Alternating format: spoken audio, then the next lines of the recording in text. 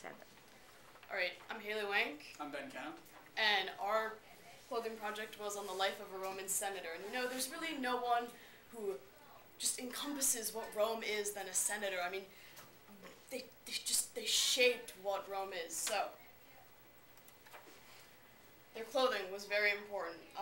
Their tunic was called the tunica latclavia, and it had a thick stripe on the right shoulder. And that was different because the wealthy in the country, the equestrians, would have a thin stripe. So their thick stripe shows their status and just how much more important they are than you. The toga praetexta was the toga worn by those in office, and it has a purple lining around the edge as an extra look at me, I'm so special.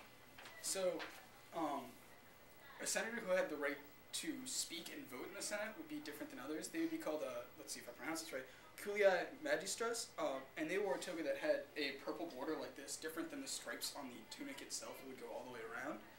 And the sandals of these senators would also be different. Excuse me. They'd be marked by a buckle on the toe of the sandal, giving them that right and that sign.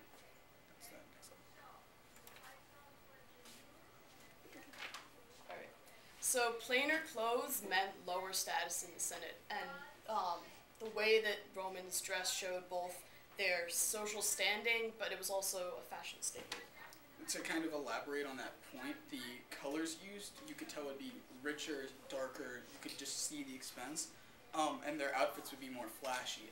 They would wear senatorial rings that would, as you went up in the ranks, go from like iron or something like that to gold, and the buckles would be shinier, the higher quality, and it was plainly visible. It was made that way. Alright, so fun fact about togas, the purple, as we call it, wasn't really what they wore unless you were an emperor or someone of very, very high status because it was difficult to get. The Roman purple is more similar to our crimson dark red, and if a senatorial candidate was running for office, they would powder their toga with chalk to make it like shine in the sunlight and flaunt themselves off.